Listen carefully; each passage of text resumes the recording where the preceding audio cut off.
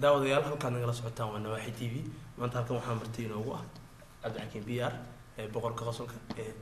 kaliya ee Soomaalida ee ku soo dhaw programka waad mahadsan tahay adiga iyo qolooyinka Nawaaxi TV go'an badqaadka inta qaadeen mahadsan Cabdixakiin waxaan rabaa inaan ku weydiiyo Cabdixakiin sidee baad u aragtaa dhalinyarta Soomaalida ah roolkooda iyo dhinaca waxbarashada والله horta waa su'aal aad u qiimo badan run ahaantii waxa aan soo takaffuran jaamacad weyn oo dhalinyaro badan oo Soomaaliya ay dhigato inkastoo ay gabdhaheenu aad wax u barteen 180 gabdhaheenu aad wax u barteen aad u faraxsanahay Mankiro kale iyagana waxa jira jaamacad ku taalo Wisconsin community college aniga martii mar aan aadi jiray oo arday badan aad ay dhalinyarada Soomaalida wax u bartaan waana ku faraxsanahay horta barashadooda ayuu waliba qaarkood caruur leh iyo xaasas aad wax u bartaan maxay Cabdixakiin su'aasheeda labaad waxay tahay waxa jirta aqoon-yahano Soomaaliyeed oo fara badan marka aqoon-yahanadaas oo roolal badan oo waxbarashada ah dhameeyay sidee bay ayagana wax isugu qaban karaan wadankeena wax ugu qaban karaan macnaha waxa ka wadaa kuwii aqoon-yahanadii hore ma ka hadlaysa ama kuwa hadda cusub dhalinyarada kuwa cusub dhalinyarada ahada dhalinyarada horta wax badan bay ka bedeli karaan haddii fursad la siinayo laakiin ma aha mid fursad la siinayo waxa jirto dadku waxay yiraahdaan Cabdixakiin aad u af adag tahay oday oo fajistay oo waagi Talyaaniga iyo gumaystaha uu joogi jiray oo aan waagi xurmada aan qaadan ilaa hadda Soomaaliya ay haystaan waa wada ognahay anigu waxaan dhihi lahaa dhalinyarada aqoon-yahanada oo maanta da'da yarta oo soo jir caafimaad leh ama maskax caafimaad ku jirta ma jirano lama hudin lama xasdin lama soo gumaysan dhalinyarada ayaa wax bedeli karto mana loo ogolo fursad lama siinayo oo odayaashan tuugada ee Soomaaliya ku hirtamaya oo ku dagaalamaya inay fursad siiyaan dhalinyarada waxaan dhihi lahaa dhalinyarada Soomaaliyeed ee aqoon-yahanada ah in ay ayaga isu tagaan oo ay bedelaan ummad walba dadkeeda bedesho inay xoogsadaan ma siin doonaan odayaashan fursad iyo world wars ka ragan dagaalada Soomaaliya ku jiraan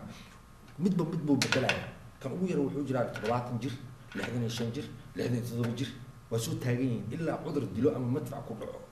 mid kale bedelaya ma rabaan marka aqoon-yahan waxaan dhihi lahaa aniga dhalinyarada aqoon-yahanada oo Yurub wax ku bartaan ama Mareykanka wax ku bartaan horta first ayaga inay unite noqdaan si ay xal u helaan ayuu qalbi nadiif leh ma aha inuu yar ninkaas hawiye kana daarooda kaasa raxan weyne no iyagu isu arkaan inay yihiin aqoon-yahanadii labeentii jamhuuriyadda Soomaaliyeed u baahneed mustaqbalka dhow iyo waliba kan fog aniga soo san dhigaa sanad Cabdixakiin waxa jirta kuwa wax bartay dhalinyarada wax bartay ma ay kuwa kale oo aan waxba baran laakiin jacayl inay wax bartaan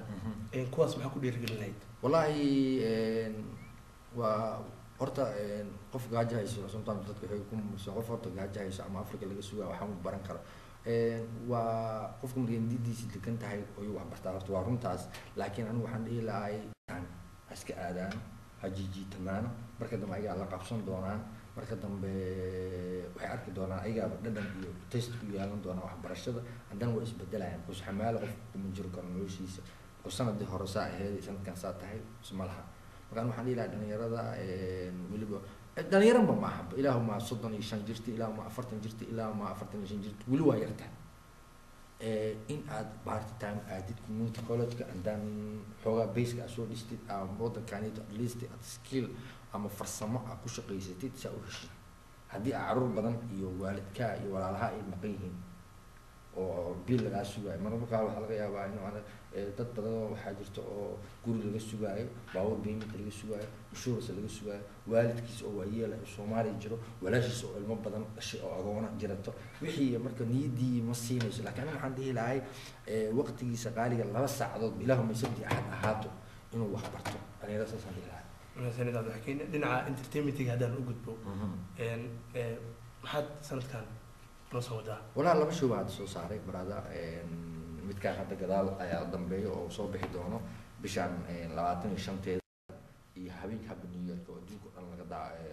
laga daawan doono Toronto Canada, Minneapolis Australia iyo Europe. waxaa la yiraahdaa The PPE King Abdulhakim BR waa stage 1 waa gudoomiyaha markii xun stage 2 waxa waa call from suuqa xoolaha iyo biography taariikhdii wax dhan aan soo qabtay waxaa la yiraahdaa waa kuma Abdulhakim BR waxaa soo saaray rageedii films iyo Abdulhakim BR show iyo bartamaha entertainment. sida og tahay Nawaaxi TV waxaan u abuurnay inaan dhalinyarta wax wacyigelino. sida aragtaa weli ani waa aad baan horta ugu faraxsanahay faras dhalinyaro wax barato jaamacadda dhigato oo haddana future-ka mustaqbalka dhow iyo kan fog rabaan inay wax ka bedelaan aad baan ugu faraxsanahay journalistayaal Soomaaliyeed oo weliba jaamacad tagay sida adigoo kale aad ugu faraxsanahay. mideeda kale aniguna waxaan leeyahay showgii waxaad ka daawan doontaan clipyo ka mid ah one of them hadda ladaasay midka ayaga doortaan Nawaaxi TV hadalkana caawa insha Allah ma santiin anigoo ah daadaha barnaamijka Cabdi Yare iyo Abdulhakim BR ba sida ay nabadgelyo.